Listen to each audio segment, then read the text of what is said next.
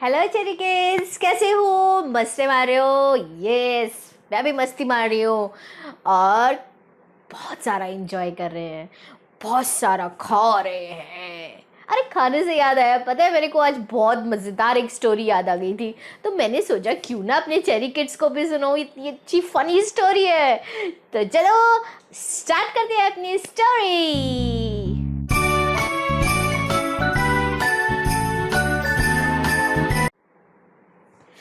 तो आज की पता है स्टोरी का नाम भी कितना फनी है। आज की स्टोरी का नाम है पेटू राम और इनाम। यस, आज हम एक पेटू राम की कहानी सुनाते हैं। एक पेटू राम था, एक गांव में रहता था। पता है उस गांव में सारे लोग उस पेटू राम को अपने घर नहीं बुलाते थे। क्यों? क्योंकि वो बहुत सारा खाना खाता था।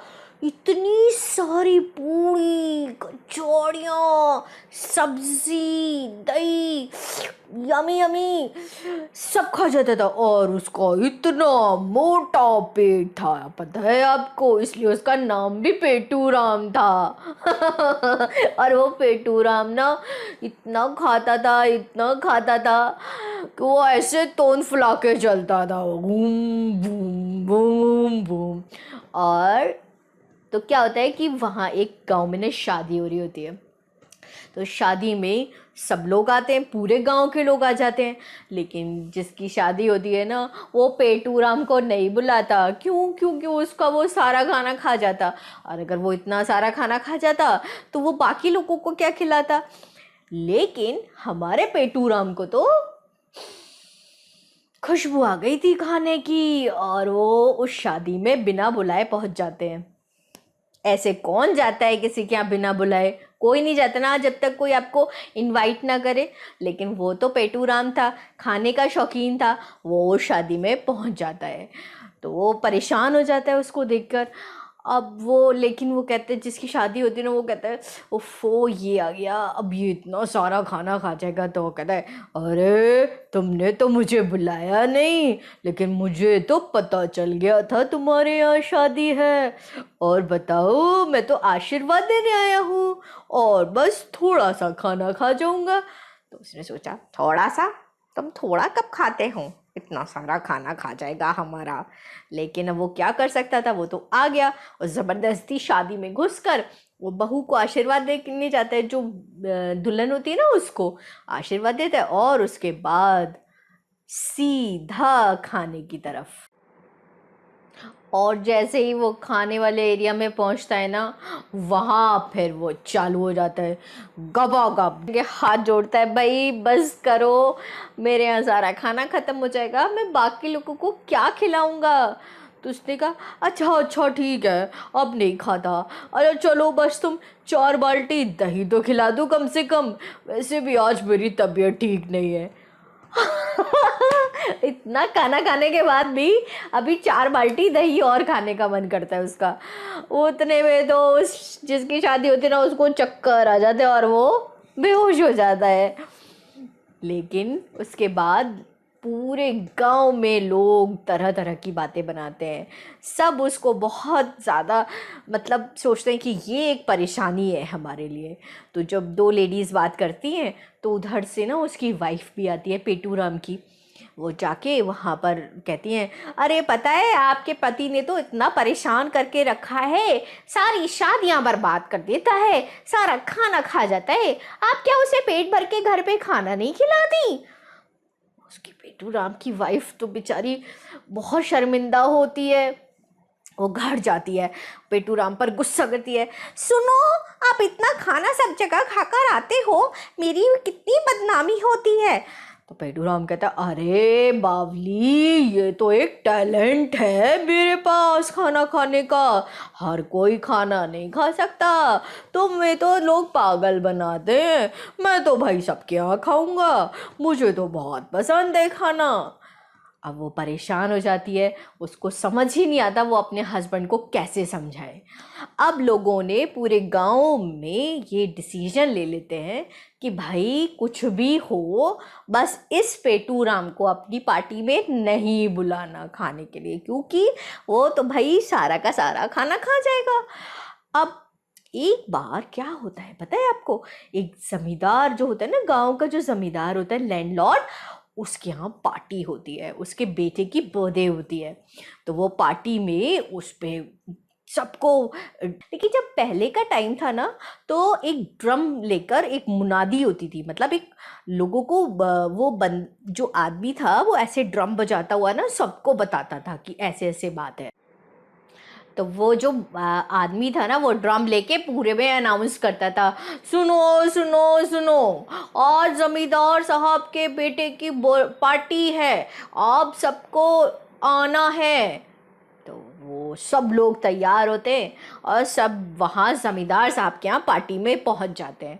तो अपना पेटूराम तो पीछे रहने हुए, तो पेटूराम नहीं बुलाया था, फिर तुम क्यों आ गए यहाँ पर? तो पेटूराम कहते, अरे कोई बात नहीं, भूल गए होंगे। नहीं नहीं नहीं नहीं, तुम अपने घर जाओ, तुम्हें नहीं बुलाया।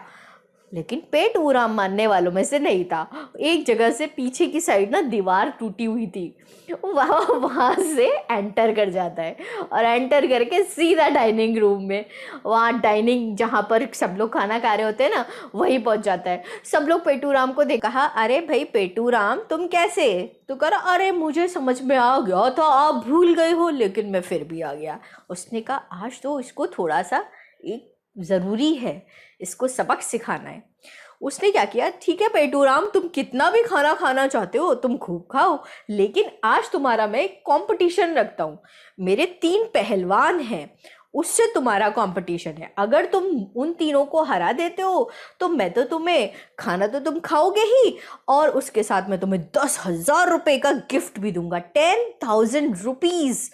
ओह वाह, ये तो भाई पेटूराम के तो लॉटरी लग गई, उसके तो डबल फायदा कि पेट भर के खाना भी होगा और उसको 10,000 रुपीज़ भी मिलेंगे।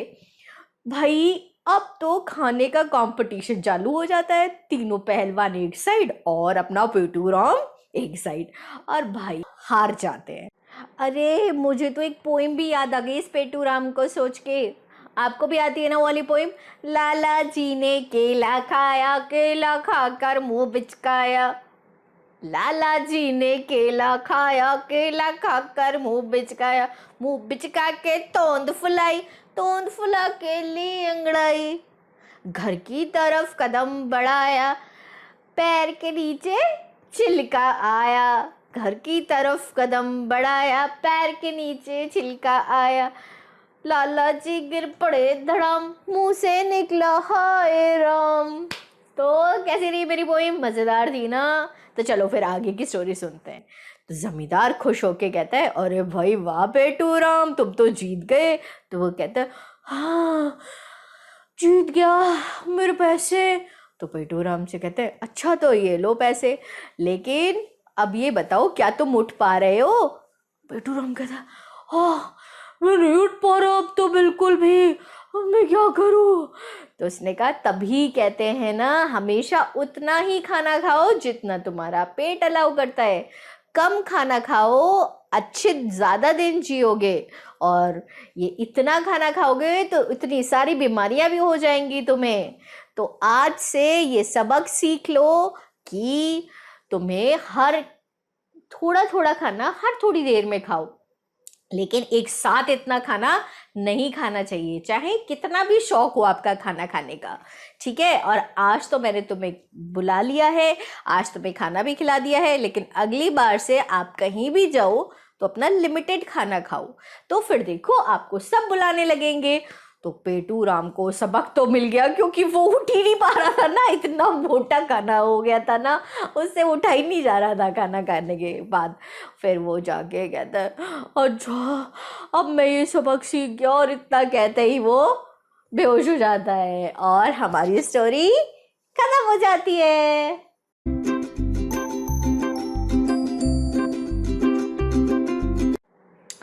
तो अब अब है हमारा मॉरल टाइम। तो हमें स्टोरी से सीखने को क्या मिला वो तो आप मुझे बताओगे, जो आपको कमेंट सेक्शन में लिखना है, ठीक है। और मुझे ये सीखने को मिलता है कि हमें उतना ही खाना चाहिए जितना हमारे शरीर की ज़रूरत हो। हमें ज़्यादा नहीं खाना चाहिए, ठीक है ना। हमें लिमिटेड खाना चाहिए, चाहे थोड़ा खाते रहो थोड़ी थोड़ी देर के बाद, लेकिन कंटिन्यूसली पेटू राम जैसा नहीं खाना चाहिए, ठीक है ना। तो और पता है, ये सिर्फ एक कॉमेडी स्टोरी है, फ़नी स्टोरी है, तो इसे लाइटली लेना है और एकदम से स्ट्रेस नहीं लेना इस बात का, ठीक है। मज़े करो, स्टोरी सुनो और थोड़ा सा सीखो भी, ठीक है। फिर मैं चलती हूँ और फिर मैं दोबारा आऊँगी नई स्टोरी के साथ। Don't forget to subscribe my channel, like my videos and do share your morals. तब तक के लिए bye bye cherry kids, love you.